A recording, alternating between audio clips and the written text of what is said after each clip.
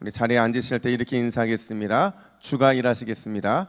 주가 일하시겠습니다. 자, 우리 시간 말씀을 받겠습니다. 이 복된 시간에 주시는 하나님의 말씀은 우리 계속해서 마태복음 5장 1절부터 4절까지의 말씀입니다.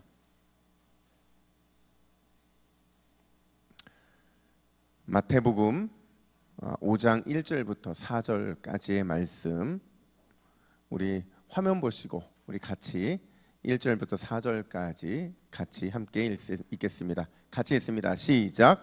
예수께서 무리를 보시고 산에 올라가 앉으시니 제자들이 나아온지라 입을 열어 가르쳐 이르시되 심령이 가난한 자는 복이 있나니 천국이 그들의 것이미요 애통하는 자는 복이 있나니 그들이 위로를 받을 것이미요. 아멘. 여러분 미션 스쿨 아시죠? 예, 미션 스쿨이 초등학교도 있고 중학교도 있고 고등학교도 있고 대학교도 있는데 저도 한 1년 정도 미션 스쿨 대학교에서 강의를 한 적이 있어요. 근데 어느 대학에서 실제로 있었던 일이라고 해요. 근데 이제 보통 미션 스쿨에는 어떤 과목이 전공은 아닌데 교양 필수냐? 뭘 것 같아요? 예, 성경이에요. 근데 성경 전체를 가리키는 게 아니라 성경 개론을 가리킵니다. 그래서 개론을 함께 나누고 또 시험을 보게 되는데 이제 이 학교에서도 교양 필수니까 함께 수업을 들었어요. 그리고 수업이 다 끝나고 나서 마지막 기말고사를 냈는데 기말고사 문제에 어떤 문제가 나왔냐면 바로 이 팔복이 나온 거예요. 팔복이 나왔는데 이 팔복을 왜 냈느냐? 이 학생들은 평생 대학교 다니면서 성경 개론 딱 한 번 듣거든요. 근데 이 한 번 듣는 그 아이들이 진짜 복된 인생이 무엇인지를 좀 알려주고 싶은 거예요. 그래서 팔복을 가로놓기 쓰기로 했는데 근데 이제 채점을 하려고 딱 펼쳐보니까 이거 되게 애매한 답이 있는 거예요. 애매한 답이. 어떤 답이냐면 문제는 이거였습니다. 가로가 뭐였냐면 땡땡땡 가난한 자는 이거거든요. 땡땡땡이 뭐예요? 심령이잖아요. 근데 여러분 이 심령이라는 단어를 일반 사람들이 잘 이해할까요? 잘 못해요. 우리는 그냥 심령은 마음이지 이렇게 생각하잖아요. 근데 잘 이해가 안 되니까 뜻 들은 건 있지 뭔가 헷갈린 거예요. 그래서 뭐라고 답을 썼냐면 10년이 가난한 자는 실제로 있었던 얘기였대요. 심령이 가난해야 되는데 뭐가 가난해요? 심령이. 그래서 쫙 그으려고 펜을 들었는데 가만히 생각해 보니까 이게 은혜가 되는 거예요. 여러분 그렇잖아요. 심령이 가난한 자하고 10년이 가난한 자하고 완전히 다른 건 아니죠. 그죠? 이게 만약에 교회에서 이런 문제를 냈으면 과감하게 짱인데 짝 그냥 안 틀렸다고 짝짓기를 그어버리는데 이게 학교니까 고민이 되는 거예요. 그래서 심령이 가난해서 복을 받는 것과 10년만 가난한 자로 잘 참고 인내하면 복을 받는다. 이 두 개가 통하다 보니까 어쩔 수 없이 이 교수님이 그냥 맞았다고 했다고 하더라고요. 들은 얘기입니다. 갑자기 생각해 주셨어요. 틀렸다고 해야 되나요? 여러분 너무 예민하세요. 여러분 우리가 지금 팔복을 하고 있어요. 팔복 중에서 첫 번째 복을 우리 지난주에 했는데 여러분 팔복 중에 첫 번째 복이 앞에서 제가 말씀드린 것처럼 심령, 즉 마음이 가난한 자가 복이 있다라는 거예요. 자, 여러분 왜 심령, 마음이 가난한 자에게 복이 있을까요? 왜 그래요? 그렇죠? 믿는 자에게 하나님께서 채워줄 수 있는 빈 공간이 있는 게 그게 복이기 때문에 그래요. 여러분 믿으세요? 그렇죠? 우리 안에 다 채워졌어요. 꽉 찼어요. 누가 기도하겠습니까? 우리 안에 꽉 찼어요. 누가 하나님을 믿겠냐는 거죠. 근데 우리 안에 하나님이 채워줄 만한 공간이 남아 있음으로 인해서 누가 그 공간을 채워주세요? 하나님이 채워주시고 실제로 하나님 자신이 그 채움의 대상이 되어주시기 때문에 우리 안에 빈 공간이 있는 게 복인 줄로 믿습니다. 그래서 여러분 오늘 어떻게 빈 마음으로 오셨습니까? 예, 좀 비어 있어요? 마음에 하나님을 위해 준비되어 있는 빈 마음의 공간이 있느냐라는 질문을 하고 있는 겁니다. 우리 옆에 분들에게 이렇게 한번 물어보세요. 마음에 빈 공간이 있습니까? 예, 눈빛 보면 딱 알겠죠? 빈 공간 있는지 없는지. 여러분 오늘 빈 공간 있으신 분들에게 주님의 넘치는 채워주심이 있기를 간절히 축복합니다. 꽉 차 왔다 할지라도 예배하다가 빈 공간이 뻥 뚫려서 주님의 은혜를 사모하게 되시기를 또 간절히 축복합니다. 여러분 오늘은 이제 두 번째 복을 다룰 차례인데요. 그 두 번째 복이 뭐냐? 우리 4절 말씀을 같이 한번 읽겠습니다. 시작. 애통하는 자는 복이 있나니 그들이 위로를 받을 것이며. 아멘. 여러분 예수님께서 오늘 복에 대해 말씀하시면서 어떤 자가 복이 있다고 말씀하시죠? 애통하는 자, 애통하는 자. 이게 헬라어로 펜데오라는 단어인데요. 자, 질문. 여러분 애통한다는 게 뭘까요? 제가요 사실은 이 설교 때문에 어제 저녁부터 오늘까지 계속 애통하는 마음을 가지려고 노력했어요. 슬픈 생각하고 아팠던 생각하고 뭔가 갈급한 생각하고 그러면서 제가 막 하나님 저는 사슴이에요. 저는 주님이 필요해요. 막 뭔가 짜내는데 여러분 그 마음이 자꾸 안 드는 거예요. 근데 여러분 이게 애통의 뜻을 잘 몰라서 그런 거거든요. 제가 애통한다는 게 뭐냐면요, 우리가 인생길에서 만나는 고통이나 슬픔이나 실패나 아픔이나 이런 감정들이 애통이라고 말하지 않습니다. 세상에서는 이런 것들이 애통이라고 말하지만 성경에서는 오늘 예수님께서는 애통한다는 걸 어떤 의미로 쓰고 있느냐, 신앙적인 이유 때문에 내가 슬픈 것, 하나님을 믿는 것 때문에 슬프고 하나님 때문에 슬픈 그 감정, 그 마음, 그게 바로 오늘 본문에서는 애통이라는 단어로 쓰이고 있다는 거죠. 그렇다면 여러분 우리는 어떤 신앙적 이유로 애통해야 하는가? 오늘 본문은 두 가지를 말해주고 있는데 첫 번째가 잃어버린 하나님 사랑 때문에 애통해야 한다라는 거예요. 한번 따라해 볼까요? 잃어버린 하나님 사랑 때문에 애통해야 합니다. 잃어버린 하나님 사랑 때문에 애통해야 된다는 거죠. 자, 물어볼게요. 여러분 하나님을 사랑하세요? 저는 우리 교회가 이 정도일 줄 몰랐어요. 여러분 이게 왜 안 되냐면 이게 옆에 있는 사람도 사랑을 하지 못하는데 하나님을 사랑한다는 게 어려워서 그런 거예요. 나는 오늘 아침부터 저녁까지 내 남편이나 내 아내나 내 아이들에게 한 번이라도 사랑한다고 말하지 않았다. 한번 손 들어보세요. 못 본 걸로 하겠습니다. 몇 분이 손을 드셨는데 못 본, 지워야 돼요 빨리. 여러분 하나님을 진짜 사랑하세요? 얼마만큼 사랑하세요? 맨날 표현할 수 없는 분이 뭐라고 하냐면 이만큼 사랑한다고 말하고, 우리 권사님 하신 것처럼 하늘만큼 땅만큼 사랑한다고 말씀하세요. 그만큼이 얼마만큼인데요? 근데 여러분 사랑을 한다는 게요 측정이 참 어렵습니다.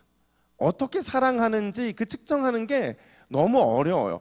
내가 하나님을 사랑하는 것을 좀 꺼내 보이고 싶은데 그게 꺼내지지가 않는 거예요. 그래서 성경을 보면 우리가 하나님을 사랑한다고 말로는 하지만 그 말로 표현이 안 되는 그 사랑의 감정, 그거를 측정할 수 있는 기준이 있다고 말을 해요. 여러분 하나님을 사랑하는 사람에게만 나타나는 특징, 그게 뭐냐? 한번 따라해 볼까요? 회개. 예, 회개예요. 그러니까 내 안에 있는 죄, 그리고 내 안에 있는 허물에 대해서 내가 너무 비통한 거예요. 내가 너무 애통한 거죠. 그런 마음이 있는 사람은 그 사람 안에 하나님에 대한 사랑이 있는 겁니다.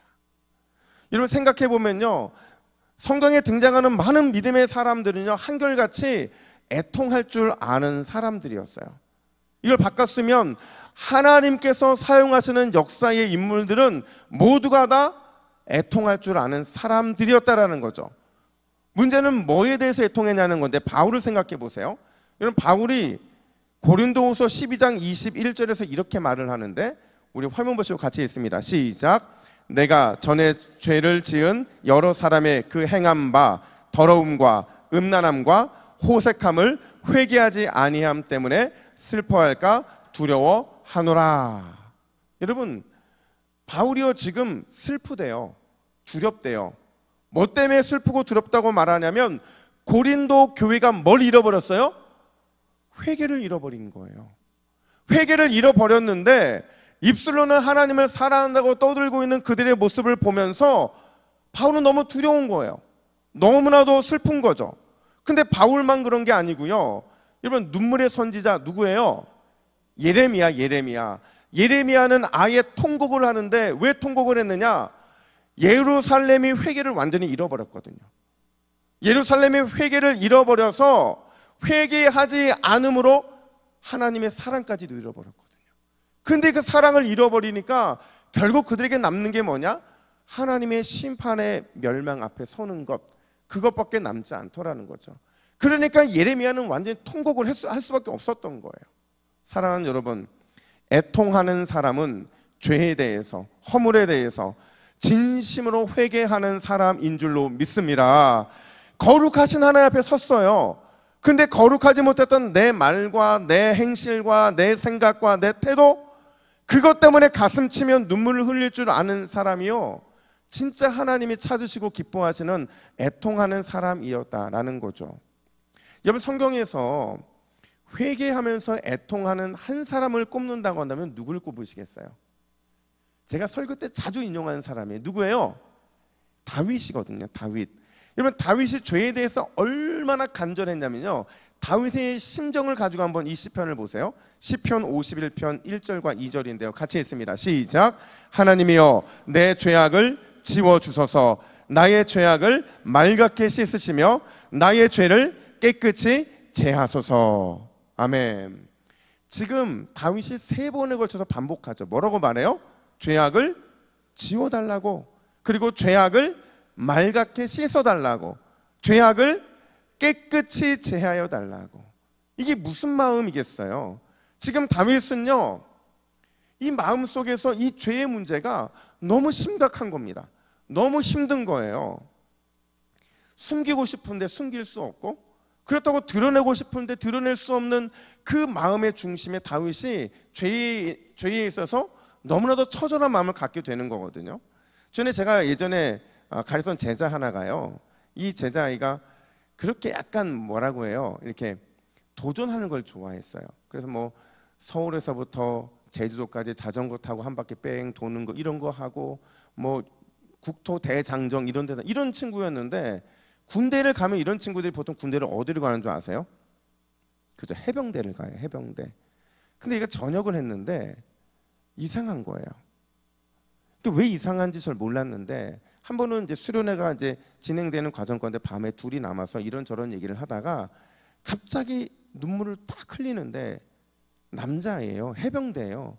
근데 눈물을 딱 흘리면서 뭐라고 하냐면, 목사님, 제가 도저히 제 마음이 감당이 안 됩니다. 그래서 왜 그러냐 그랬더니, 자기가 해병대에 갔는데 해병대에서 하지 말아야 될 것을 어쩔 수 없이 죄를 지었다는 거예요.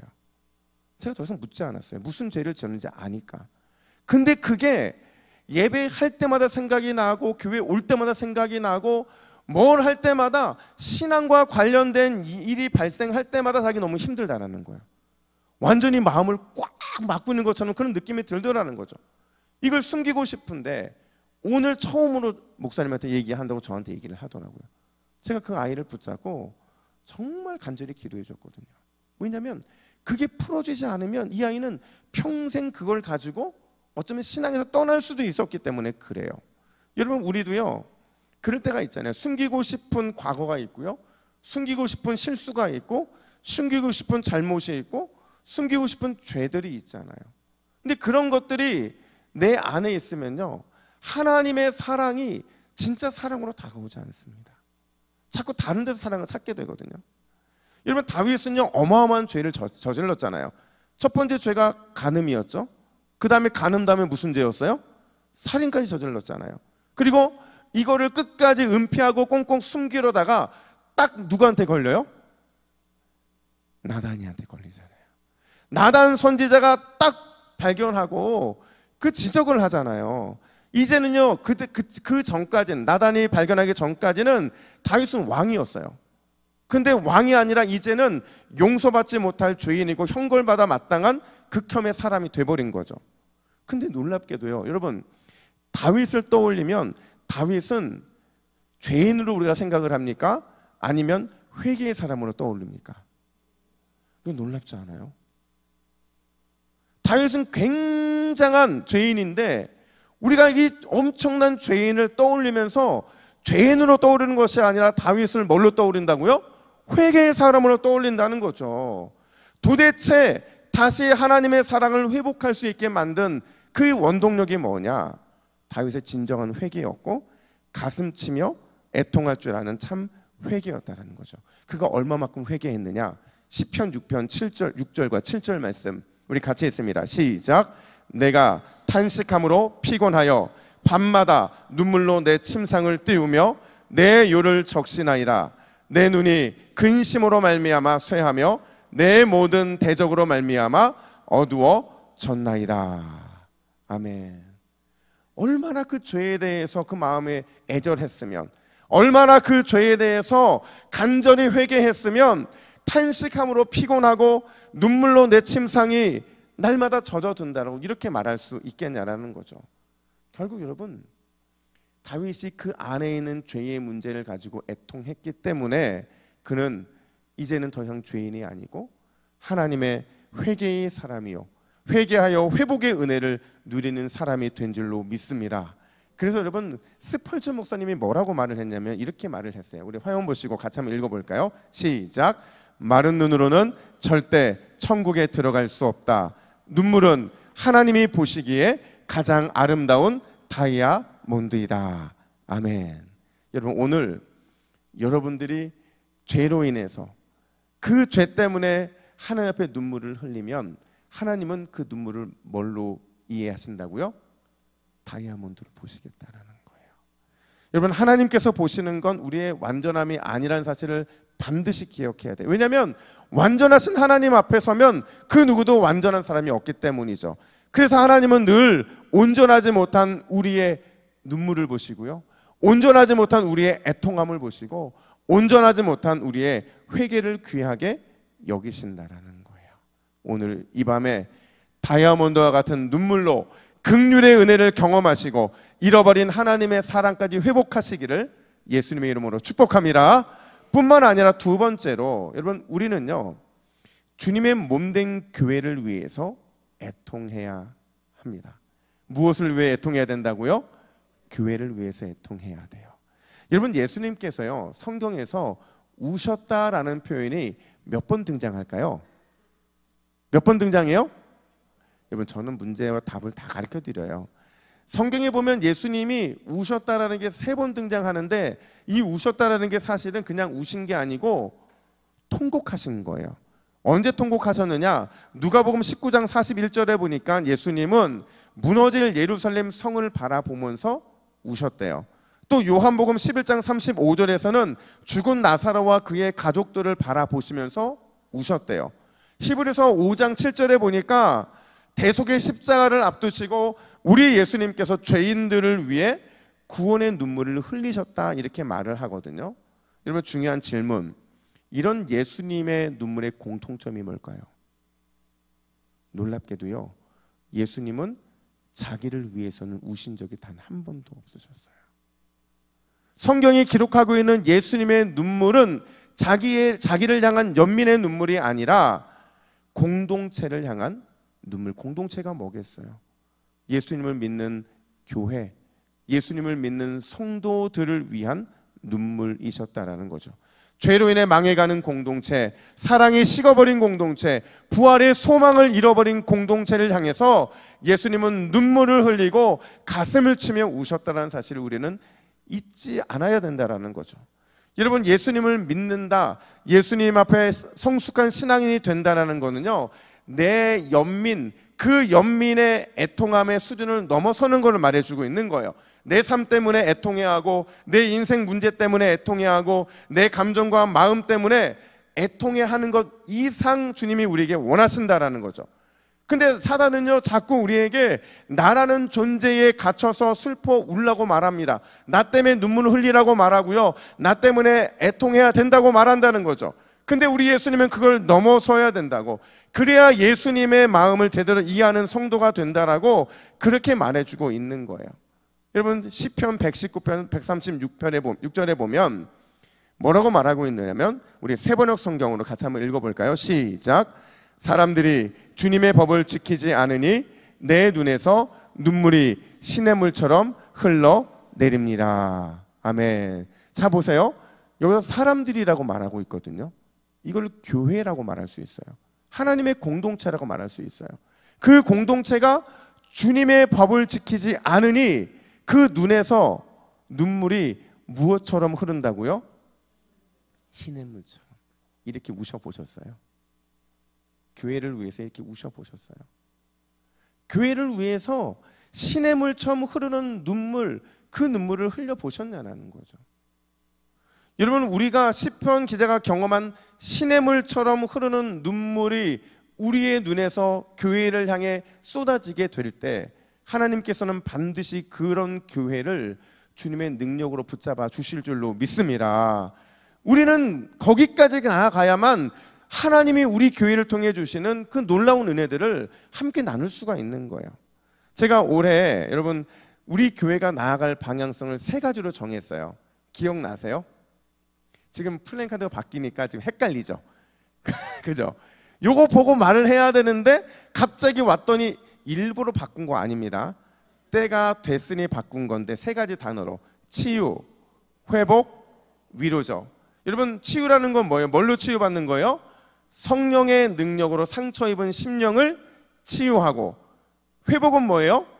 예수님의 말씀으로 건강한 신앙을 회복하고, 위로는 뭐예요? 하나님의 넘치는 뭘로요? 사랑으로 우리가 위로를 받는 것이죠.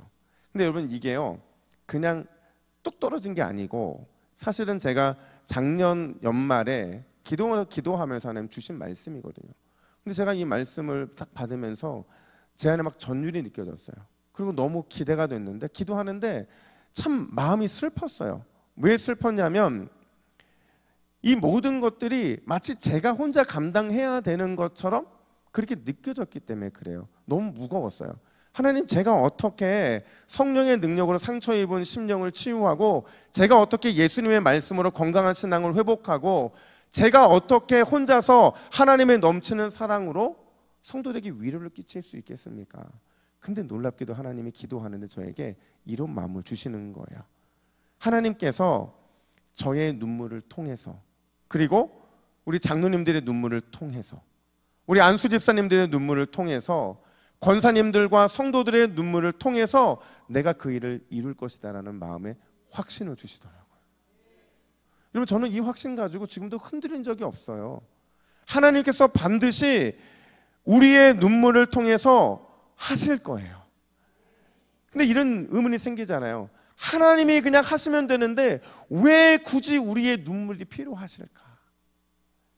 하나님이 하시면 되는데 왜 우리에게 그런 눈물을 요구하시는가? 왜냐하면요, 하나님은 교회를 사랑하는 것을 우리의 눈물을 통해 확인받고 싶으시는 거예요. 하나님을 사랑하는 마음과 교회를 사랑하는 마음은 동일하게 눈물, 그 애통하는 마음으로 측정할 수 있기 때문에 그런 거죠. 여러분, 우리가 우리의 눈물이 시냇물처럼 흐르게 될 때 우리 동부교회는 반드시 치유와 회복과 위로를 경험하게 될 줄로 믿습니다. 그럼 마지막 결론으로, 애통하는 자가 받을 복이 뭘까? 애통하는 자가 받을 복, 내 죄와 허물로 인해 회개하며 우는 사람, 교회를 위해 기도하며 눈물을 흘릴 줄 아는 사람이 받을 복이 뭐냐? 여러분 다시 4절 말씀을 같이 한번 읽어볼까요? 시작. 애통하는 자는 복이 있나니 그들이 위로를 받을 것이며. 아멘. 여러분, 애통하는 자가 받을 복이 뭐예요? 위로죠, 위로. 근데 이 위로가요, 원래 원어를 보면 전부 다 해석이 안 되게 만들어놨어요. 우리는 위로라고 말하지만 실제로 이 위로라는 단어는요, 이런 거예요. 옆에서, 곁에서 격려하고 위로한다. 누가요? 누가요? 성령님께서. 성령님께서 애통하는 자 옆에서 곁에서 격려하고 위로하신다는 거죠. 이 말을 조금 더 구체적으로 말하면 우리 성령님께서요 계속 우리를 따라다니면서 바로 옆에서 아주 가까운 곁에서 하늘 위로를 전달해 주시고 넘치는 사랑의 격려를 우리의 삶 가운데 베풀어 주신다는 거죠. 여러분, 애통하는 자가 이 놀라운 은혜를 경험하게 될 줄로 믿습니다. 여러분, 이렇게 되려면 오늘 이 밤에 내 죄와 허물 때문에 하나님의 사랑을 잃어버렸음을 고백하는 눈물의 회개의 기도를 해야 될 줄로 믿습니다. 하나님께서 선물로 주신 우리 동부교회를 위해 가슴치며 눈물로 기도하며 시냇물 같은 눈물을 흘리기를 간절히 기도해야 될 줄로 믿습니다.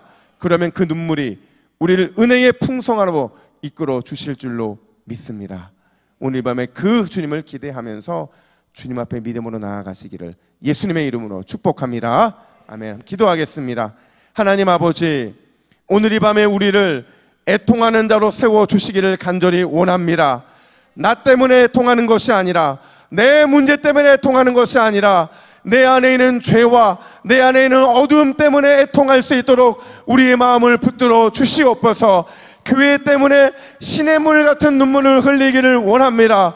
그런 우리의 애통함이 반드시 은혜의 풍성함으로 나타나게 될 줄로 믿사오니 주여 우리를 위로하시고 우리 교회 가운데 위로의 충만함이 임할 수 있도록 주께서 인도하여 주시옵소서. 감사드리며 예수님의 이름으로 기도하옵나이다. 아멘.